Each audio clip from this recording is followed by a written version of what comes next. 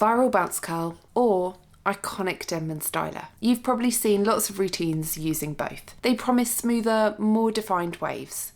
But do either of them actually improve wavy hair enough to justify all the extra effort? Today I'm using them side by side so that we can see what each brush really does, which perhaps gives the better result, and whether brush styling is actually worth doing for wavy hair. And honestly, the results, well, they did not turn out how I expected them to.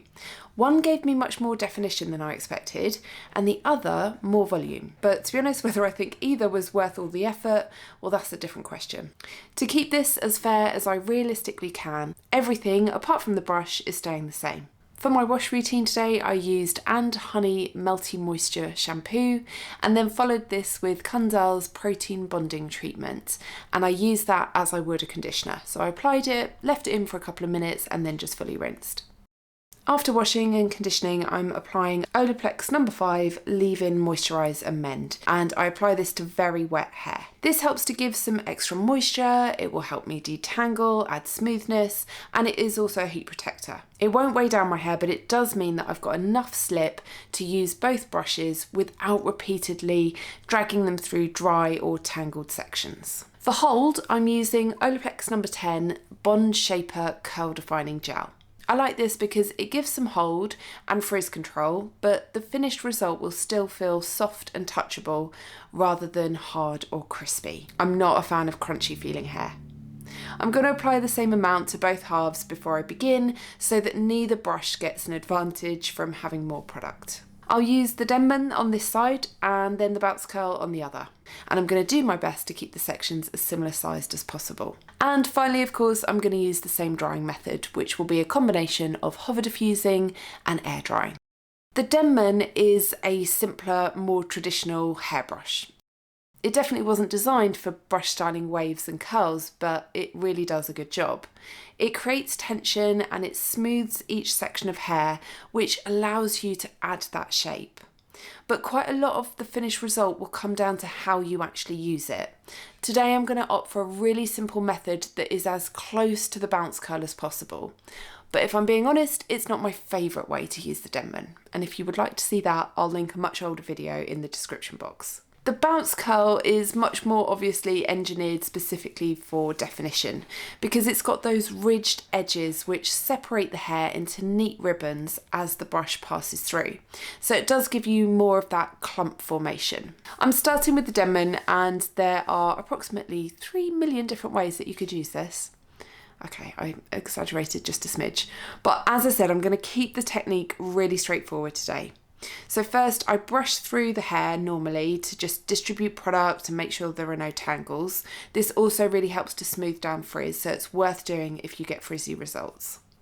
Then I place the brush underneath the hair, create some tension and pull it up and away from my head, and as I reach the ends of my hair I just gently curve the brush.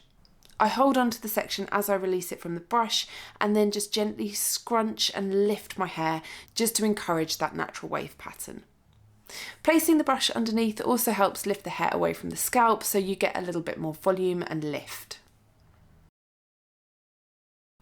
The Denman gives you quite a lot of control, but of course the result is very technique dependent. The section size, tension, direction, and even the amount that you turn the brush will all affect the shape that you create. That flexibility can be lovely because it means you can create lots of different looks, but it does mean there is also a bit more of a learning curve and definitely more room for inconsistency. Today I'm deliberately not wrapping the hair tightly around the handle or trying to manufacture ringlets because I don't feel like that would be a fair comparison to the bounce curl. I'm just encouraging natural wave clumps.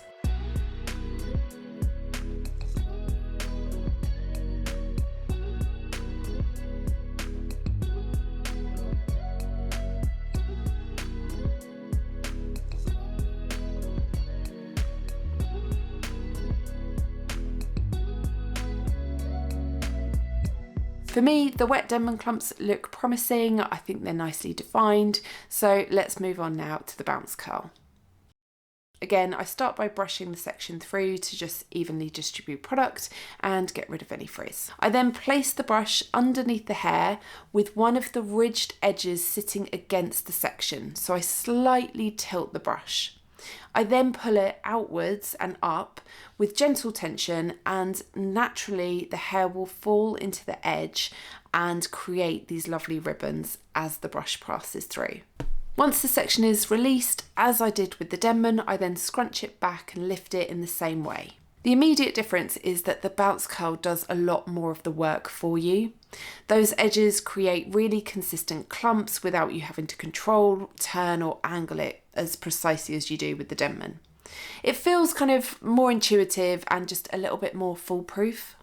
I would say that you want to make sure that you get that brush positioned correctly first to make it as easy as possible. But once you've got that right angle, it's really nice and simple.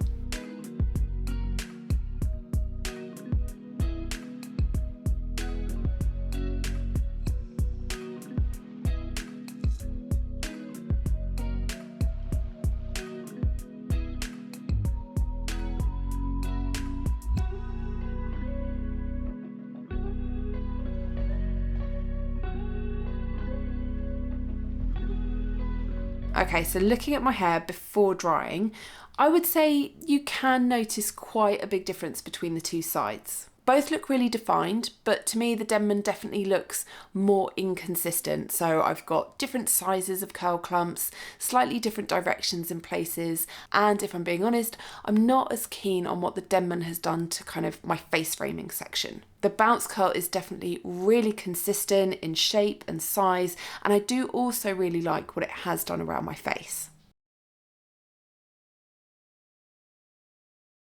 I'm now going to dry both halves in exactly the same way, which is just a combination of some hover diffusing, then let my hair air dry for quite a while, and then a little bit more hover diffusing to finish.